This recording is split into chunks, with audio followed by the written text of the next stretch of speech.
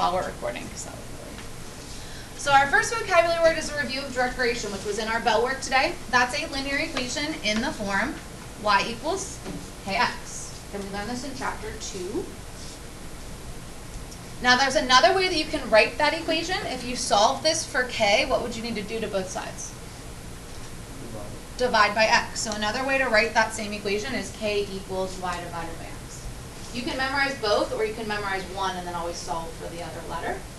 So some examples, like in our bell work, y equals 2x, y equals 1/3 x.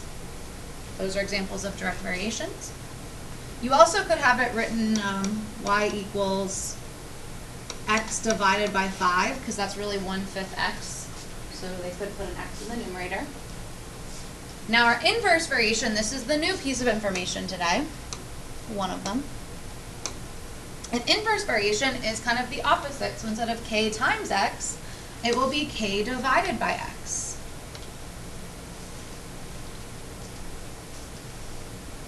They're inversely related instead of being directly related.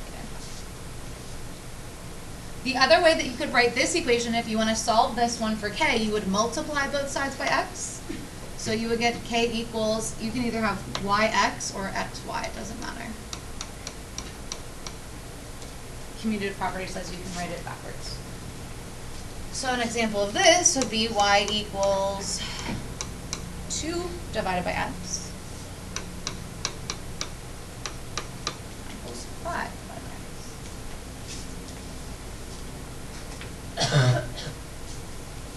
So our first set of problems are 3 tables, and they ask us to identify if it's a direct variation, an inverse variation, or neither. So basically you're going to test, because right now we have x and y's in the table, you're going to test these 2 formulas and see which one gets you the same number every time. See if it has a constant variation.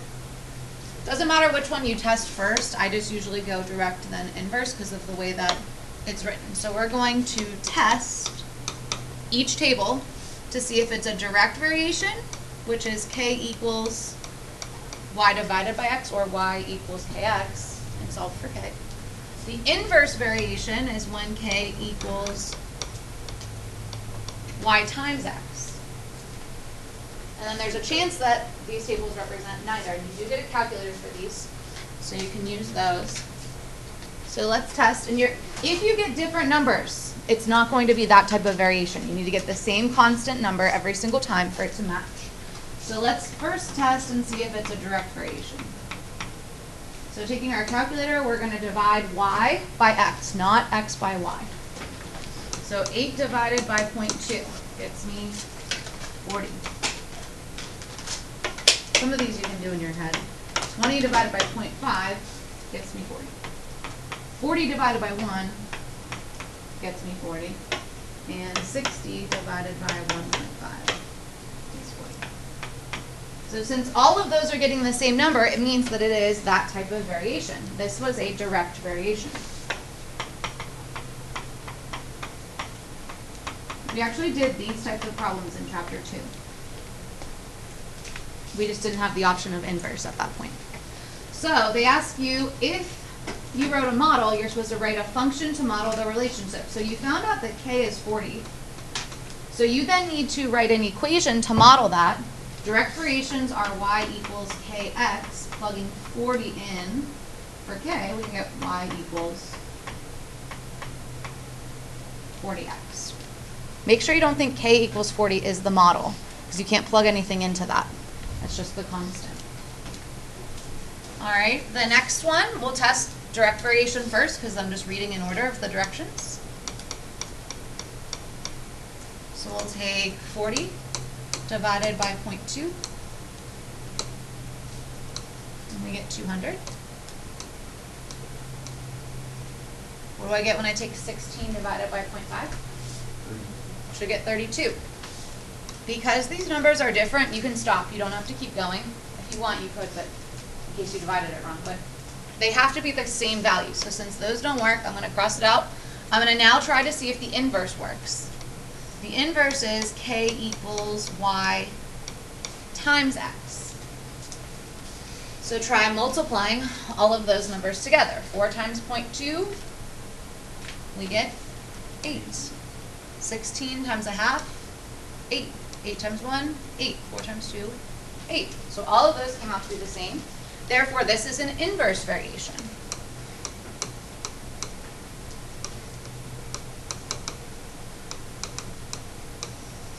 We did get the constant of variation is 8, k is 8, but the model is using the equation for inverse variation, which is k divided by x. So our model should be 8 divided by x. Now if you want to make sure that you did the equation right, you can take some of the numbers and test them, like plug in 0.2, 8 divided by 0.2, does that get me 40? 8 divided by 1, does that get me 8? You could plug in the numbers to make sure you wrote the right model. Some of you will use the wrong formula, so you could kind of check your work. All right, try letter C on your own. See if it is direct variation, inverse variation, or neither. You get different numbers in each of your tests. You should have gotten 80, then 10. You could have kept going, but that didn't work. The other one was 20 and 14.4, so this was neither of the special types. If it's neither, you cannot write an equation to model it. All right, the next one, we have some words instead of a table. They actually tell you what type of variation we have in example 2. It says, suppose x and y vary inversely. Okay, so that's an inverse variation. X is 2, y is negative 3. So you want to think about the two formulas we learned for inverse variation. Y equals k divided by x. And you don't have to memorize both, you could just memorize this one. Or solve for k equals y times x. And they give us two values, x and y. Write a function to model the inverse variation. So in order to model the inverse variation, you need to know what k is. So that'll be step 1.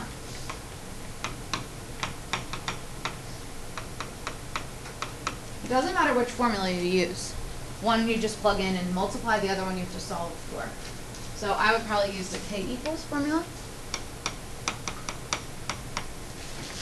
Plugging in our values, negative 3 times 2, we'll get k is negative 6. That's not the function, that's the constant. And then step 2 is to write the model.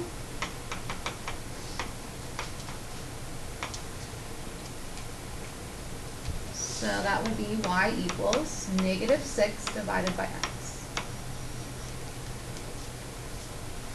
The other way you could write it would be negative 6 equals y times x. These are both models because they have y and x and can be plugged into. I don't care which one you write. Typically on my answer key you'll see this one.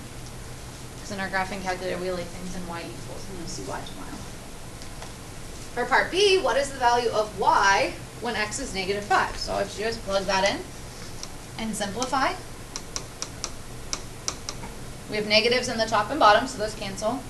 So you can either leave the answer 6/5, you could do 1 1/5, or you could do 1.2, whatever you're feeling. But don't leave the two negatives, they're going to lose points. We're not simplifying. All right, example 3, I'd like you to do independently. It's like number 1 with the table, but this time the table goes sideways instead of going down. I want you to test and see if it's a direct or an inverse variation. And remember, to check to see which one it is, you can try y divided by x, you'll get 225. 75 divided by 3 is 25. So it's not direct. When you try inverse, which is x times y, you will get 225 each time.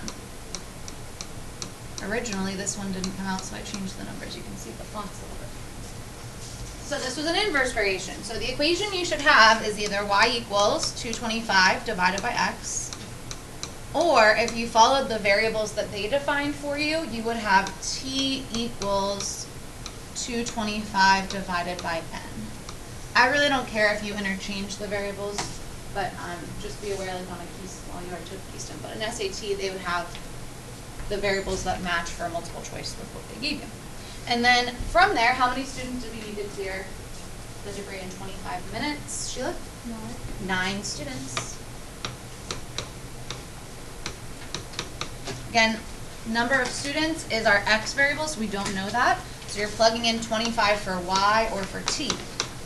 So you needed to solve by multiplying by n on both sides and then dividing by 25. So you were not plugging it in the denominator. You are plugging it into the left-hand side. Now we're going to take and combine joint variations, which are having both direct and inverse in one equation. So here's a couple examples of joint variations, and that's where one variable varies directly with respect to two or more other variables. These are the types of combined variations we're going to see. We're going to see varies jointly and inversely, or varies directly and inversely. So we're going to kind of combine all of the things we did on the front in different orders. Okay, so the first one says z varies jointly with x and y. You have to remember that a variation still has a constant, the k value that stays constant throughout the problem. So this one will be z equals k times x and times y, because it says jointly with both of them. The biggest mistake I see is you guys forget the k. Okay, we'll have some sort of constant variation in all of these. The next one says z varies jointly with x and y and inversely with w. Remember, inversely went to the denominator of our problem. On the front was k divided by x. In this case, we're going to have jointly, which will be kxy. Inversely, we will divide by w. So jointly with x and y, kxy. Inversely, divide by w. Who thinks they could write an equation for the last one? Z varies directly with x and inversely with the product wy. Similar to the last one, but just a couple things moved around. Nick? Z equals kx over wy. Yes. Directly with k or with x, inversely with the product wy.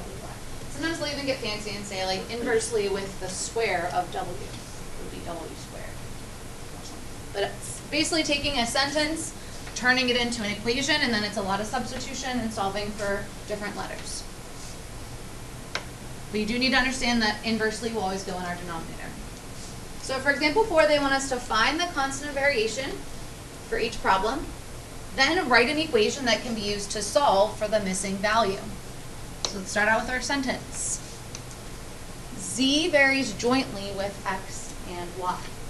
Who can write an equation for that? Lily?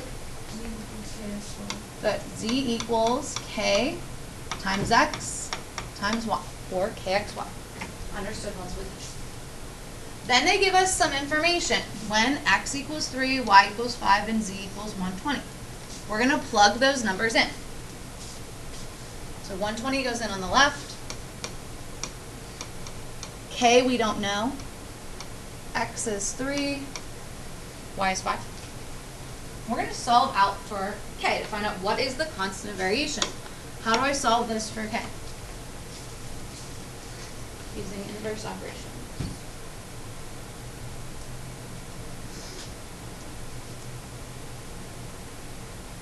What do you do to both sides? Divide by 15. 3 times 5 is 15. Then we have to undo multiplication with division, and we get k is 8. That's not our final answer, but that is an answer to part of the question because it said find the constant variation. Look at that. Write an equation that can be used to solve the missing value. So you take the 8 and you plug it back into the equation that we wrote at the beginning. So you'll get z equals 8 xy. That's the model that can be used to find any missing values. Now, they ask us to find x if z is 35 and y is 7. Now we plug those into this equation and solve out using inverse operations. 35 and on the left, 8 times x times 7. Now just like in the last one, Victoria, you need to multiply 3 and 5 together. You can multiply the 8 and 7 together even though they're not next to each other. We'll get 56. And then undo multiplication with division. You get a calculator. You can leave it as a decimal as long as you don't have to round it at all. Write out all the decimals. Because it doesn't tell you what to round to, so don't round. If it's not round, if it's something that needs rounded, you should leave it as a fraction. Remember on your calculator, if you press math, option 1 for fraction, it'll convert that back to a fraction, which this was a whole number, but you should get 0.625.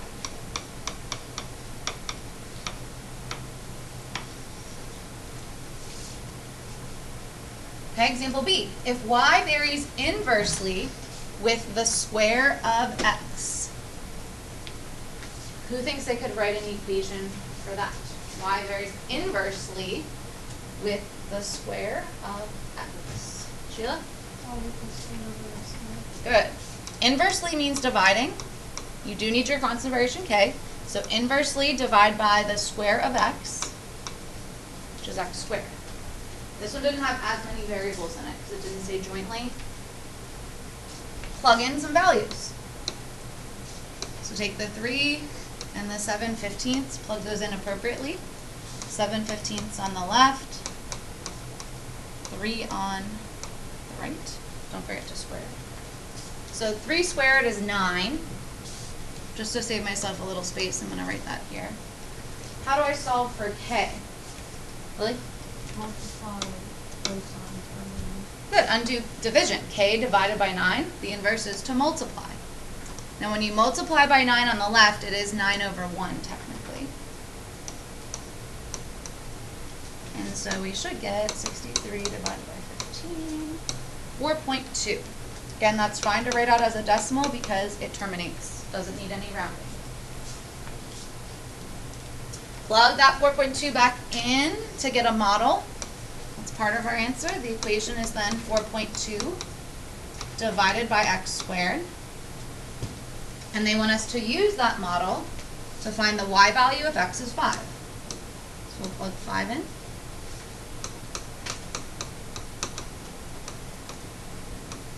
And what should I get whenever I simplify?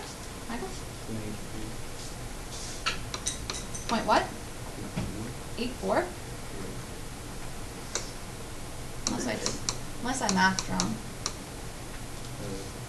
Did you forget to square the 5?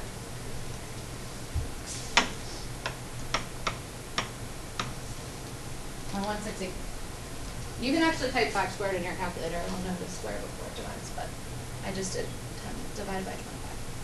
I'd like you guys to try examples 5A and B. I will warn you that one of your answers needs to be left as a fraction because it does not terminate, so don't round anything. While you're working on those, I am going to pass out your homework.